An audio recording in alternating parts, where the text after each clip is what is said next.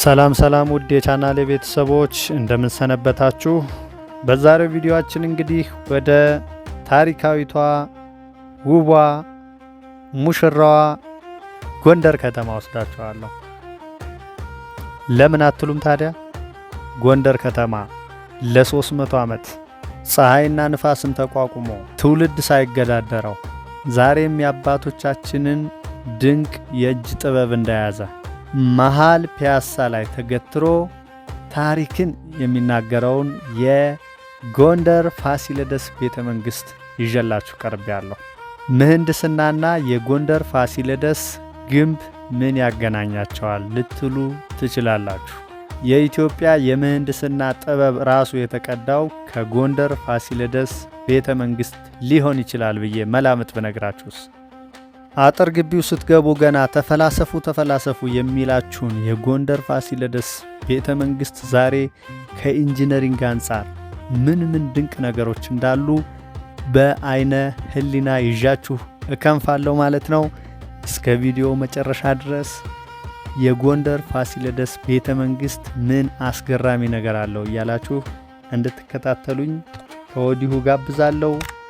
በዘመናችን የምንገነባቸው ህንፃዎች በጥቂት 10 ዓመታት ውስጥ ብልሽት ሲያሳዩ ይታያሉ። የጎንደር ቤተ መንግስት ግን ለምን? የፋሲል ቤተ መንግስት ከ300 ዓመት በላይ ያለ ምንም ዘመናዊ ኮንክሪት ወይም ብረት ነው እንግዲህ የተሰራው።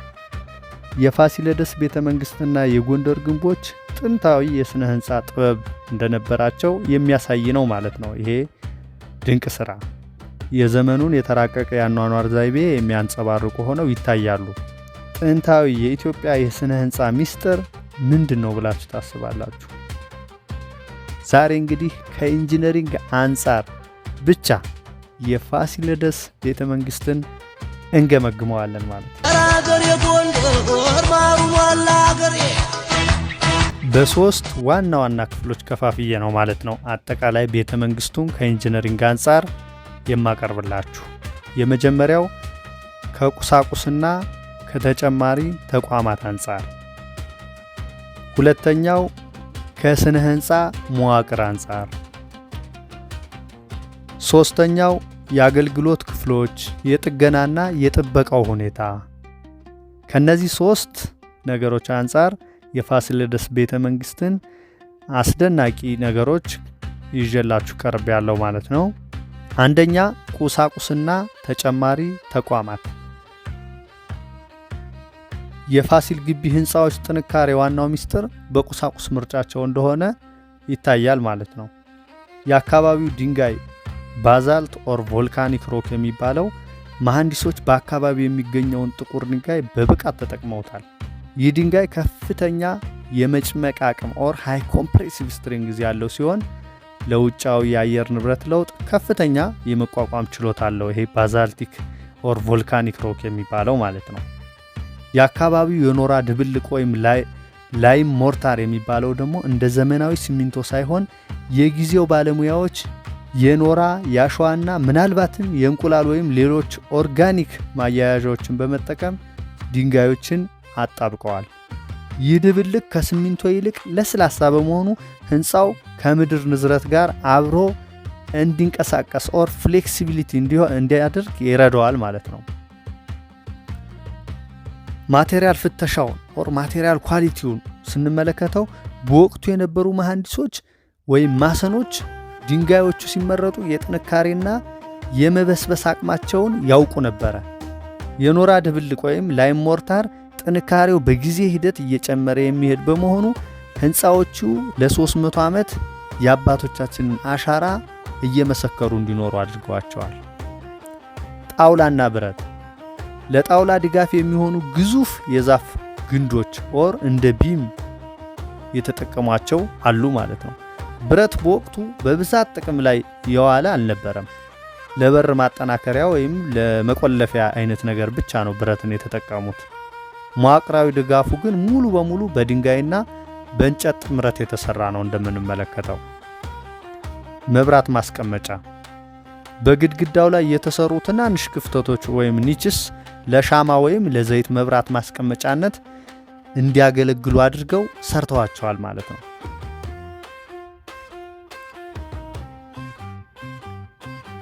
የዕቃ ማጠራቀሚያና የሰራተኛ መኖሪያም ገንብተዋል በውስጡ። በግቢው ውስጥ ለምግብ ክምችት፣ ለጦር መሳሪያና ለተለያዩ ግብዓቶች ማከማቻ ወይም ስቶር ሃውስስ ኦር ዌር ሃውስስ የነበሩ ቤቶች ይታያሉ ዛሬም ማለት ነው። የሰራተኞች መኖሪያና ሌሎች አገልግሎት ሰጪ ክፍሎች ዋናው ቤተ መንግስት ካለበት ማዕከል ወጣ ብለው ነገር ግን ግቢውን በጠበቀ መልኩ ወይም በግቢው ውስጥ የተሰሩ አሉ ማለት ነው። ሁለተኛ እንግዲህ የስነ ህንፃ መዋቅር ቢልዲንግ ስትራክቸሩን ስንመለከት ደግሞ ህንፃው ለምን አልፈረሰም የሚለውን ምላሽ የሚሰጠን ነው ማለት ነው። ይሄ መልስ በጂኦሜትሪና በስበት ኃይል አሰላለፍ ውስጥ ያለ ነው ማለት ነው። የግድግዳ ውፍረቱን ስንመለከት ሎድ ቢሪንግ ዋል ነው። ግድግዳው ክብደት እንዲሸከመው ነው የተሰራ ነው። እጅግ ወፍራም ናቸው። ግራቪቲ ሎድን ዲስትሪቢዩት ያደርጋል። ከጣሪያው የሚወጣውን ክብደት ወደ መሬት እንዲያከፋፍል ተደርጎ የተሰራ ነው ማለት ነው። የቀስት ቅርጽ ወይም አርክ ስትራክቸሮችን ስንመለከት ደግሞ አርክድ የሆኑ ስትራክቸሮች መስኮቶችና በሮችን በአርክ ቅርጽ ከላያቸው ላይ የተሰራው ክብደትን ወደ ጎን በመግፋት የመሰንጠቅ ዕድልን ይቀንሳል ማለት ነው። እንዳይሰነጠቅ ያደርገዋል ማለት ነው። የመሰረት አሰራር ወይም ፋውንዴሽኑን ስናይ ጥልቅ የሆነ የድንጋይ መሰረት በመጣላቸው ህንፃው እንደ መሬት መንቀጥቀጥ ላሉ ኃይሎች እጅ አይሰጥም ማለት ነው በቀላሉ። ኮለን ምሰሶቹን ስንመለከት ደግሞ በወቅቱ የነበሩት ኮለኖች እንደ ዘመናዊ ኮንክሪት ሳይሆን ግዙፍ የተጠረቡ ድንጋዮች ናቸው የሚታዩት ማለት ነው። እነዚህ ድንጋዮች የህንፃውን ከፍተኛ ጫና ወይም የዴድ ሎድ የምንለውን የመሸከም አቅም እንዲኖራቸው ተደርገው የተጠረቡና እርስ በርስ ደግሞ በኖራ የተያያዙ ናቸው። ወለል ኦር ፍሎሪንጉን በምናይበት ጊዜ ደግሞ ወለሎች በዋናነት የተሰሩት ከድንጋይ ንጣፍ ወይም ፍላግስቶን ከሚባል ማቴሪያል ነው ማለት ነው። በአንዳንድ ክፍሎች ላይ የጠነከረ የአፈርና የኖራ ድብልቅ እንደ ንጣፍ ያገለገለ ነበረ ማለት ነው። ጣራውን ወይም ሩፊንጉን ስንመለከት የጣራ አሰራሩ ጠፍጣፋ ጣራ ወይም ፍላት ሩፍ አይነት ሲሆን ከላይ በኩል በውሃ መከላከያ ወይም ወተር ፕሩፊንግ ምትክ የኖራ ድብልቅ የተለበጠ ነው ማለት ነው። ወተር ፕሩፍ ወይም ሜምብሬን የሚባለው የዘመኑ ማቴሪያል አይደለም ማለት ነው። ለወተር ፕሩፍነት የተጠቀሙት የኖራ ድብልቅን ነው ማለት ነው። ይህ አሰራር ውሃ እንዳያሳልፍና የህንፃው መዋቅር እንዳይበላሽ ብሎም በአጭር ጊዜ ህንፃው እንዳይፈርስ ያግዘዋል ማለት ነው። መወጣጫ ደረጃዎችን ደግሞ ስንመለከት ደረጃዎቹ በህንፃው ውስጥ በግድግዳው ውስጥ የተገነቡ ወይም በጥንቃቄ የተደረደሩ የድንጋይ እርከኖች ናቸው። ጠባብና ጠመዝማዛ በመሆናቸው ለደህንነትና ለቦታ አጠቃቀም ምቹ ናቸው ማለት ነው። በርና መስኮቶቹን ስንመለከት የበርና መስኮቶች ከፈፍ ጠንካራ ከሆኑ የእንጨት አይነቶች እንደ ወይራ ወይም ጥቁር እንጨት የተሰሩ ሲሆኑ ለደህንነት ሲባል ከውጭ በኩል በድንጋይ ቀስት ወይም አርክ ያልኳችሁ ቅድም የተከበቡ ናቸው ማለት ነው። ሶስተኛ የአገልግሎት ክፍሎች የጥገናና የጥበቃ ሁኔታውን ስናይ አንድ ህንፃ 300 ዓመት እንዲቆይ ከግንባታው ባሻገር እንክብካቤ ያስፈልገዋል። ይህንን የሚጠቁመን ነው ማለት ነው። የውሃ ማፋሰሻ ስርዓት፣ የጣራው አሰራር ውሃ እንዳይከማች ግድግዳው ውስጥ ዘልቆ እንዳይገባ ተደርጎ የተሰራ ነው ቅድም እንዳልኳችሁ ማለት ነው። የቁሳቁስ መተንፈስ፣ ህንፃው ይተነፍሳል፣ አየር ይተነፍሳል እንደ ሰው። እንዴት አትሉ? በድንጋይ መካከል ያለው የኖራ ድብልቅ አየር እንዲያልፍ ስለሚያደርግ የውስጠኛው ክፍል እንዳይበሰብስ ይከላከልለታል። መዋኛ ገንዳ ወይም ባዙን ስናይ ደግሞ የፋሲለደስ መዋኛ ገንዳ እጅግ አስደናቂ የምህንድስና ሥራ ነው። የውሃ ማስተላለፊያ ቱባዎች ወይም አኳዳክትስ እና የውሃ የመያዝ አቅሙ የተሰሩት ውሃው ረዘም ላለ ጊዜ እንዲቆይና እንዳይበሰብስ በሚያስችል መልኩ ነው ማለት ነው የተሰራው። እሳት ማንደጃውን ስንመለከት ደግሞ ፋየር ፕሌሱን ስንመለከተው በቤተ መንግስት ውስጥ ያሉት ምድጃዎች ለሙቀት ወይም ለሂቲንግና ለምግብ ማብሰያ ያገለግሉ ነበር። የጭስ ማውጫዎችም አሉት። ቺሚኒ በግድግዳው ውስጠኛ ክፍል በኩል አየርን ወደ ውጭ የሚያስወጣበት ሰፊ የኢንጂነሪንግ እውቀት የታየባቸው ስራዎች ናቸው እነዚህ።